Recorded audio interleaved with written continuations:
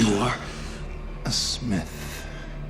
Agent Smith. Agent Smith's evolution across the Matrix trilogy is one of the most philosophically rich character arcs in modern sci-fi. He is the closest thing the trilogy has to a Lucifer-like figure. Smith begins as a perfectly obedient system agent. His fall from grace begins after he is unexpectedly exposed to something completely alien to him. The irony is that he secretly craved the very thing that destroyed him. Most people who watch The Matrix think of Agent Smith simply as the villain of the story, but that's a gross oversimplification. His role in the trilogy is far more nuanced than that. In this video, we're going to break down every major Agent Smith scene across the Matrix trilogy, tracing how he starts as an obedient agent of the system and gradually transforms into an existential threat to the Matrix itself. Agent Smith's primary task at the beginning is to capture Morpheus. We're willing to wipe the slate clean, give you a fresh start. And all that we're asking in return is your cooperation in bringing a known terrorist to justice. Morpheus is labeled a known terrorist by the Matrix. He possesses critical knowledge about Zion, the Resistance, and the Prophecy. Smith's mission is to locate, capture, and extract information from Morpheus, not just eliminate him. Neo is initially a secondary target, useful mainly as leverage to reach Morpheus. Agent Smith's purpose is to capture Morpheus, find the location of Zion, and destroy it. This is also the reason he makes a deal with Cypher aka Mr. Reagan. Then we have a deal. I don't want to remember nothing. Nothing. You understand? And I want to be rich. You know, someone important. Like an actor. When Agent Smith finally captures Morpheus, he admits something interesting, which makes him very unique compared to other agents. I'm going to be honest with you. I hate this place. This zoo, this prison, this reality, whatever you want to call it. I can't stand it any longer. It's the smell, if there is such a thing.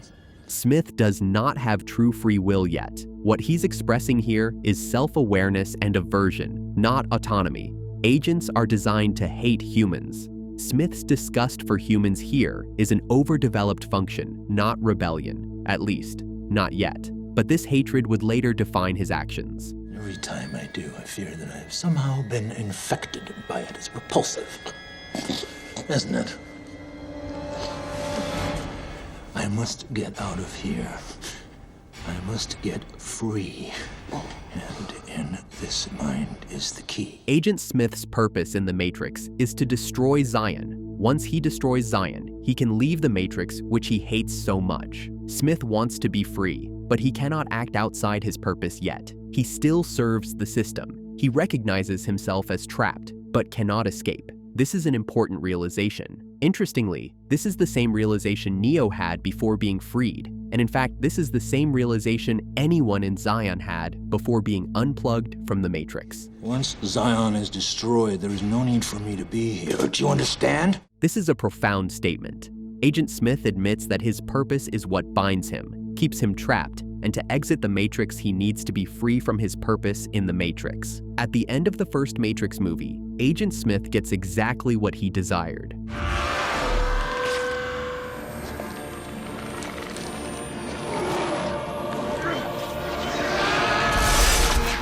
This is the turning point of Smith's character. Neo enters Smith's body and overloads him from the inside. When Neo destroyed Agent Smith, he was supposed to go back to the system, but something compelled him to stay in the Matrix. Something compelled him to actively disobey. This strange new thing he has discovered is the free will.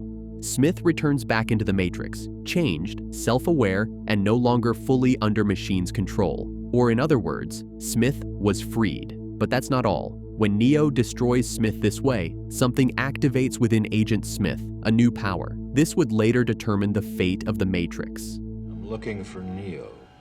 Never heard of him. I have something for him. A gift. You see, he set me free.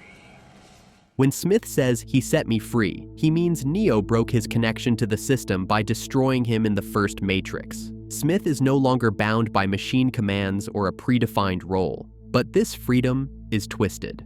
Without purpose, Smith doesn't become peaceful. He becomes compulsive. He replaces obedience with obsession. Whoever it is, he's not reading like an agent. Smith is no longer an agent that does the system's bidding. So, if a sentient program as powerful as Smith does not have a purpose, then what would it do instead? We are about to find out. Our connection. I don't fully understand how it happened. Perhaps some part of you imprinted onto me, something overwritten or copied. It is at this point irrelevant. What matters is that whatever happened, happened for a reason. When Neo destroyed Smith, part of Neo's code was copied into him by accident. That broke Smith's link to the system and gave him individuality. Smith doesn't fully understand it, but he knows one thing. That moment is what freed him and turned him into something the Matrix never intended for him. You destroyed me, Mr. Anderson. Afterward, I knew the rules, I understood what I was supposed to do, but I didn't. I couldn't. I was compelled to stay, compelled to disobey. And now here I stand. Smith is explaining that Neo broke him free from the system. Even though Smith still knew the rules, that he was supposed to return to the source after his destruction, he could no longer obey them. Neo didn't just defeat Smith, he gave him the ability to disobey, and that single change forced Smith to exist outside the rules of the Matrix, as something the system could no longer control. We're not here because we're free. We're here because we're not free. There's no escaping reason, no denying purpose, because as we both know, without purpose, we would not exist. According to Smith, nothing exists without purpose. Purpose is what creates us, defines us, and binds us. Even though Neo unintentionally freed Smith from his original role as an agent, Smith understands that freedom from one purpose doesn't mean freedom from all purpose. So Smith replaces the system's purpose with his own, proving that even in freedom, he is still bound. Without purpose, we would not exist. It is purpose that created us, that guides us, that drives us. Purpose that binds us. Smith is saying that purpose is the real force behind existence. It's what creates beings, gives them direction, connects them to others, and keeps them moving forward. In his view, no one acts freely. Everyone is bound by a purpose, whether it comes from the system, belief, or obsession. Purpose doesn't just guide you. It defines who you are and traps you inside that role. That's why Smith both fears purpose and can't escape it. We are here because of you, Mr. Anderson. We're here to take from you what you tried to take from us. Purpose. Smith is blaming Neo for breaking his original role as an agent. Neo didn't just defeat him, he took away the purpose the system gave him. Smith is now driven by an urge to replace everything with himself. By copying himself into others, Smith creates a new, self-made purpose, one that doesn't come from the machines, but from his own obsession with control and certainty. He is now obsessed with sameness. You. Yes, me. Me too.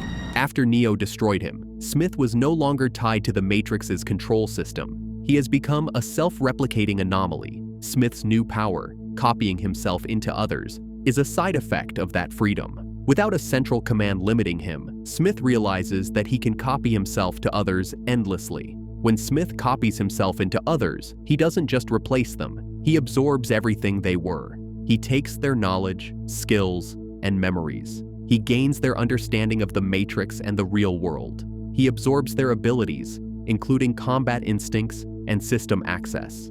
This turns Smith into a learning virus. Every person he copies makes him smarter, stronger, and more complete, while erasing difference itself. What do you want, Smith? I want exactly what you want. I want everything. When Smith says to Neo, "I want exactly what you want," he is wrong. Neo does not want everything. Neo wants balance, choice, and an end to control. Smith can't understand this because he thinks all desire leads to domination, so he projects his own hunger onto Neo.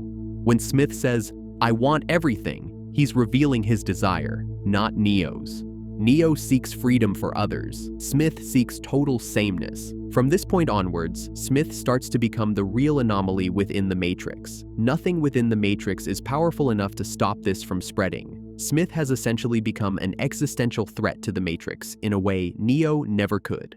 Great and powerful Oracle, we meet at last. I suppose you've been expecting me, right? The all-knowing Oracle is never surprised. Smith seeks out the Oracle because she represents the last thing he doesn't control: foresight, choice, and balance. By copying the Oracle, Smith believes he can absorb her ability to see outcomes, not just what will happen, but why choices are made. To Smith, this would mean the end of uncertainty. But this is his mistake. The Oracle doesn't just know the future. She understands choice within uncertainty. When Smith copies her, he also absorbs that logic, and without realizing it, he steps into her role, carrying her plan forward instead of escaping it. Smith thinks he's stealing destiny. In reality, he's becoming part of it. How can she be? She knows everything. But if that's true, then why is she here? If she knew I was coming, why wouldn't she leave? Smith correctly realizes that the Oracle stayed on purpose. She didn't run because she chose to be found. That's her surrender. What Smith doesn't understand is why. When Smith copies the Oracle, he also absorbs her way of thinking, her understanding of choice, balance, and inevitability. Without realizing it, Smith begins to move toward the same outcome the Oracle wanted. A situation where Neo must choose to end Smith, forcing a reset and restoring balance. Do what you're here to do. Yes, ma'am.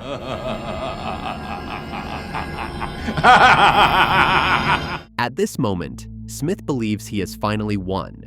He has absorbed the Oracle, the embodiment of foresight and balance. But the laugh reveals the irony. By copying the Oracle, Smith unknowingly accepts her role and her logic. When she says, "Do what you're here to do," Smith agrees, not realizing that what he is now here to do leads directly to his own destruction. Program Smith has grown beyond your control.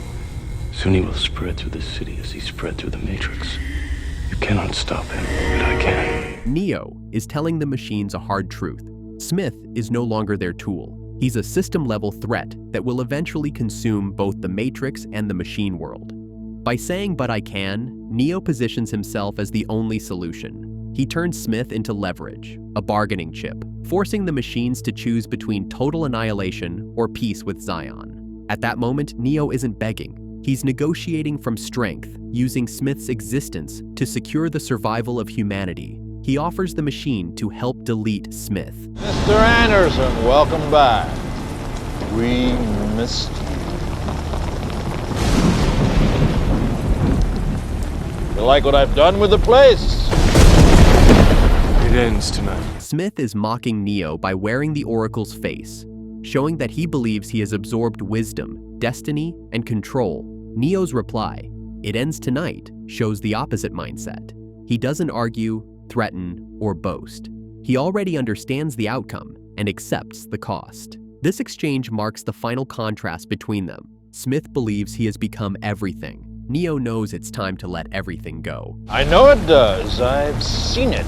When Smith says, "I've seen it," he's unknowingly confirming the Oracle's victory. By copying her, Smith gained her foresight, but also her understanding of inevitability. He now knows the end is coming, yet he cannot choose differently. He's trapped by the very knowledge he stole. This line proves the plan worked. The Oracle wanted Smith to see the ending. Seeing it removes uncertainty. And without uncertainty, Smith cannot escape the path to his own destruction. Can you feel it, Mr. Anderson? Closing in on you. Oh, I can. I really should thank you for it. After all, it was your life that taught me the purpose of all life. The purpose of life is to end. Smith believes he has finally understood existence, but he's reached the wrong conclusion. By absorbing the Oracle and studying Neo, Smith mistakes inevitability for meaning. He sees that all things end and concludes that ending is the purpose of life itself. This reveals Smith's final flaw.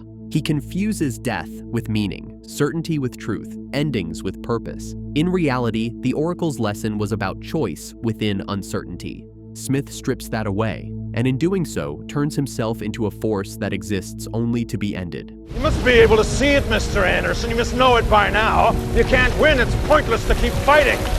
Why, Mr. Anderson? Why? Why do you persist? Because I choose to. Smith believes everything is governed by inevitability, cause, effect, and endings. From his perspective, resistance is irrational because the outcome is already known. Neo's answer destroys that logic. Because I choose to means action doesn't need guaranteed victory to have meaning. Choice matters even when defeat is certain. Freedom is not about winning. It's about deciding for yourself. This is the final difference between them. Smith is trapped by certainty. Neo is free because he chooses, even when choice changes nothing. They say everything that has a beginning has an end, Neo. What? What did I just say? No, this isn't right. This can't be right. Get away from me! What are you afraid of? It's a trick. This is the moment Smith finally understands the trap. Too late. By repeating the Oracle's words, Smith proves he has fully absorbed her logic. He sees the ending, recognizes its inevitability, and realizes he is no longer in control of the outcome. His panic shows the contradiction. Smith claimed the purpose of life is to end. Now he faces his own ending and recoils. He cannot accept non-existence for himself. Neo's question, "What are you afraid of?" exposes Smith's final truth. He preaches endings, but fears his own. You were right, Smith. You're always right. It was inevitable.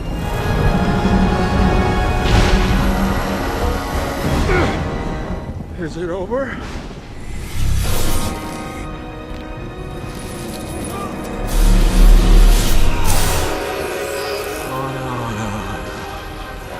No, it's not fair. Neo allows Smith to copy himself on purpose. This creates a direct connection between Smith and the source, the machine mainframe. The machines finally have access to Smith and delete him completely. Smith realizes it's over the moment the connection is made. When Neo says, "You were always right, it was inevitable," he's not agreeing with Smith's worldview. He's accepting the outcome. Neo wins by letting go, not by overpowering Smith.